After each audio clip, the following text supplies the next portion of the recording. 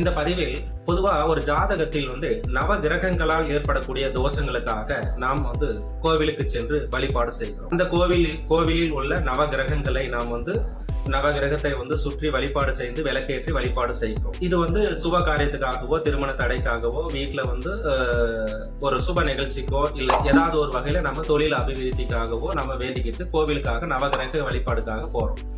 அப்படி போகும்போது அந்த கோவிலில் உள்ள நவ கிரகத்தை முதலில் தரிசிக்க கூடாது. அப்ப ஏன் தரிசிக்க கூடாது அப்படின்னு சொன்னா, அந்த கோவிலுடைய மூல கருவறையாக சொல்லப்படுகிறது. அதை உதாரணமாக ஒரு முருகர் கோயிலுக்கு நீங்க வழிபாடு செய்ய போறீங்கன்னு வச்சுக்கோங்க. அந்த கோவிலில் முருகப்பெருமான் மூல கடவுளாக இருப்பார். அதை சார்ந்து வெளியே விநாயகர் இருப்பாரு, முருகப்பெருமான் மற்ற கடவுள்கள் அந்த கோவில் இருக்கும், அம்பாள் இருக்கும். இந்த மாதிரி அந்த கோவிலுடைய மற்ற சிறு தெய்வங்களாக இருக்கக்கூடிய விநாயகர் வழிபாடு, அதே போல அம்பாள் வழிபாடு, இது எல்லாமே செய்துவிட்டு மூல கடவுளாக இருக்கக்கூடிய அந்த முருகப்பெருமானை தரிசனம் செய்துவிட்டு தான் கடைசியாக நம்ம வீட்டுக்கு செல்லும் போதுதான் நவகிரக வழிபாடு செய்ய வேண்டும். அவ்வாறு வழிபாடு செய்வதன் மூலமாக அந்த நவகிரகத்தினுடைய முழு ஆசீர்வாதமும். அப்ப நாம ஒரு கோவில் உள்ள அனைத்து தெய்வங்களையும் வழிபாடு செய்துவிட்டு நாம் என்ன நோக்கத்துக்காக வந்தோம் அந்த பிரார்த்தனை அந்த மூல கடவுளிடம் செலுத்திவிட்டு அருகில் இருக்கக்கூடிய 9 நவகிரகத்தை வலம் நீங்க சனி பகவானுக்கு வேண்டிட்டு விளக்கு வச்சாலும் சரி, இல்ல 9 நவகிரகத்தை வேண்டிட்டு விளக்கு வச்சாலும் சரி, அந்த நவகிரகத்தை 9 முறை வலப்பக்கமாகத்தான் சுத்த வேண்டும். அவ்வாறு சுற்றிவிட்டு அந்த நவகிரகத்துக்கு விளக்கேற்றி அர்ச்சனை செய்வது நல்லது. இன்னொன்னு, அந்த 9 நவகிரகத்துக்கும் 9 வகையான அர்ச்சனை பூக்களை செலுத்தியும்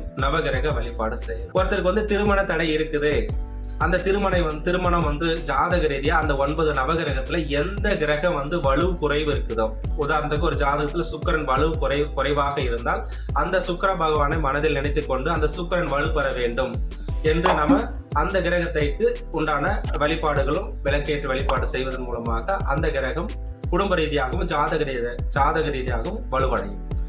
அப்ப இந்த 9 நவகிரகமும் உங்க ஜாதக ரீதியா எந்த பாவத்தில் இருக்கிறதோ அந்த பாவத்துக்கு தகுந்தால் போல் அந்த நவகிரக வழிபாடு செய்வது மிக மிக நல்லது.